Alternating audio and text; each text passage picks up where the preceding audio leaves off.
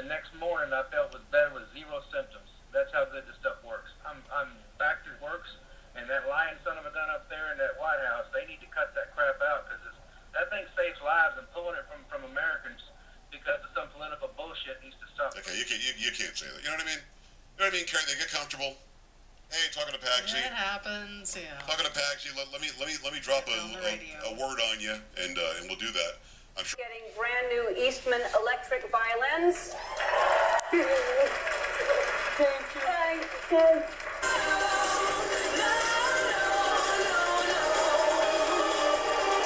Anyway.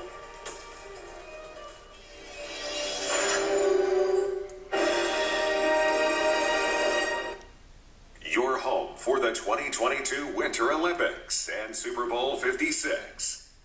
From KTSM 9 News, your local weather authority, this is your forecast first. Good evening, everyone, and happy Tuesday. You know, today is a much warmer day compared to yesterday. We topped out at 64 degrees in El Paso, matching that in Las Cruces, 63 in Juarez. So as you can tell, a lot warmer, about 4 degrees warmer here in El Paso and Las Cruces, and about the same in Juarez tonight. We're expecting to see those temperatures slowly beginning to drop. We expect to see 51 degrees around 8 o'clock this evening, 35 around 5 o'clock tomorrow morning. I'm going to tell you when we anticipate to see those strong winds in our forecast a little later in this newscast. KTSM 9 News at 5 starts right now. And coming up, could forklift soldiers be pulled into the crisis unraveling in Ukraine? Why a retired Army Major General says it could be likely.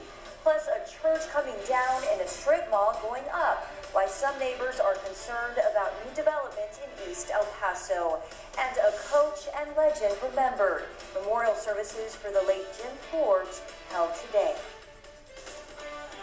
From the station putting local first, this is KTSM 9 News at 5. Are on standby, waiting to hear if they will be deployed to Eastern Europe as a concern Russia will invade Ukraine continues to grow. Thanks for joining us tonight. I'm Natasha Paloma. KTSM 9 News reporter Shelby Capp spoke to a former commanding general at Fort Bliss about the role soldiers there could play if troops deploy. Shelby.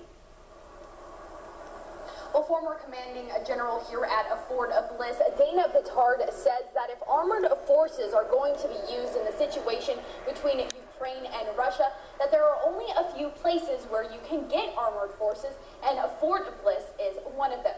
Now, former commanding troops to Europe adds that if there is a need for air defense capability, he says that he is sure that the 32nd Air Defense Command at Fort Bliss would play a role. Now, we did reach out to Fort Bliss asking if troops from here were on heightened standby. However, they said they can neither confirm or deny that. We'll have more coming up tonight on KTSM 9 News at 6. Reporting live from Northeast El Paso, Shelby Capp, KTSM 9 News.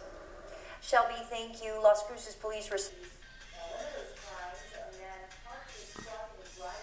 home. Officials say the owner then used another vehicle to follow the male, and that pursuit came to an end at Texas as 3 law enforcement officers were killed. KTSM 9 News anchor Christina Wayo investigated the root cause of the violence, and she joins us now with what she's found.